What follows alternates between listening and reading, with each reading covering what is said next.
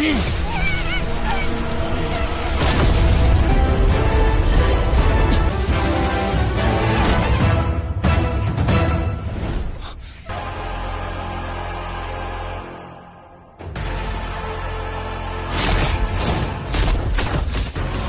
an amazing episode! But it wasn't just the spectacular battles and danger that stood out. What brought us the most joy was the appearance of Xiao Xiao, the daughter of Xiao Yan and Cai Lin. All our worries were swept away, as the little girl was officially shown in the episode. It was a huge surprise from the studio, especially since many had already given up hope of ever seeing her. Cai Lin and Xiao Xiao looked absolutely adorable together.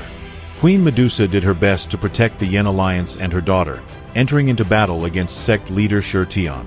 She began to lose, and so she entrusted Xiao Xiao to Xiao Xian. But the enemies were overwhelming in number. With support from the Hall of Souls, the attacking faction had a huge advantage in terms of Do Zun venerable warriors. Xiao Xian was injured while protecting Xiao Xiao. Then, Xiao Yan's brother intercepted the girl. However, in the end, she still fell into enemy hands. What a rush of emotions and tension. It seemed like all hope was lost, until Xiao Yan appeared. With just one gesture, he destroyed a Hall of Souls expert and gently caught Xiao Xiao in his arms. Yes, everything happened almost exactly like in the original. It was Xiao Yan's first meeting with his daughter. Some viewers asked, so Xiao Xiao wasn't cut from the story? That's amazing. But is she really Xiao Yan's daughter? Many noticed that when Xiao Yan held Xiao Xiao in his arms, his clan mark began to glow, as if responding to a blood connection. This suggests the power of their shared bloodline, and that Xiao Xiao is very likely his biological daughter. Yes, Xiao Yan's epic entrance, arriving with 30 Do Zuns as reinforcements, was quite the sight. It completely shifted the course of the battle.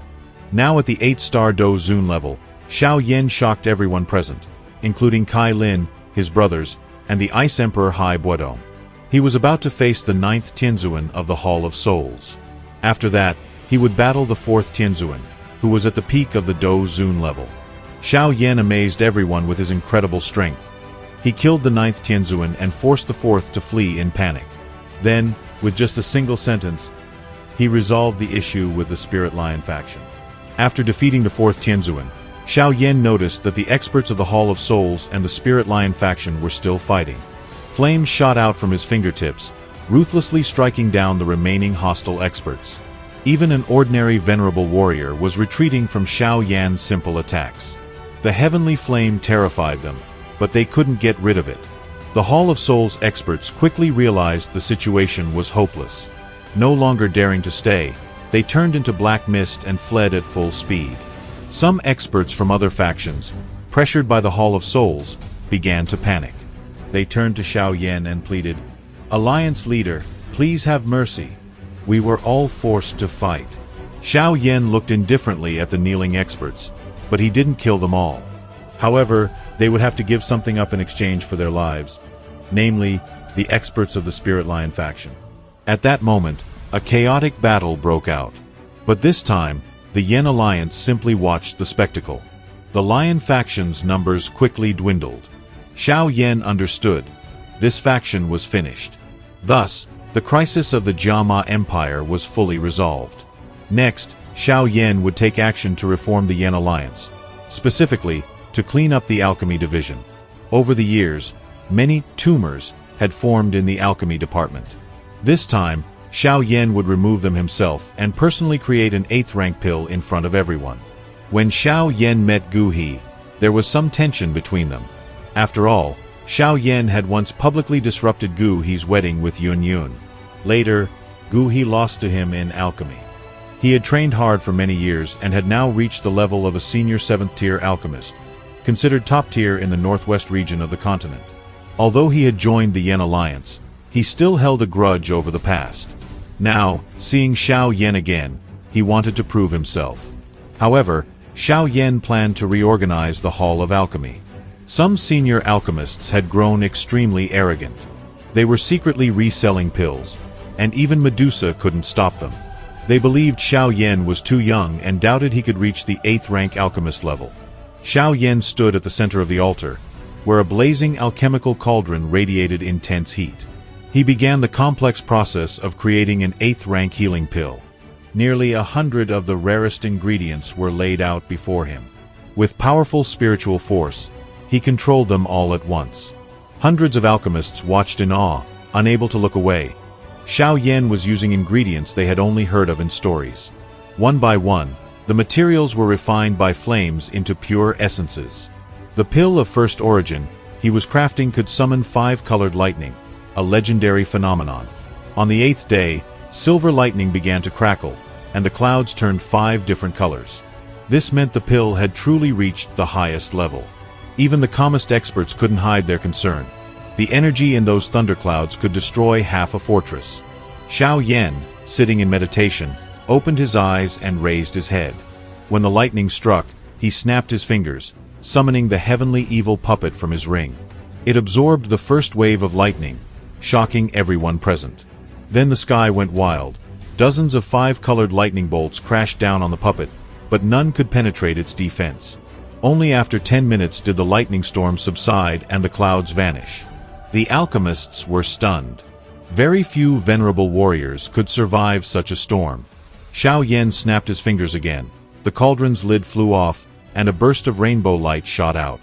It tried to escape, but he caught the pill and sealed it in a bottle. The crowd erupted in applause.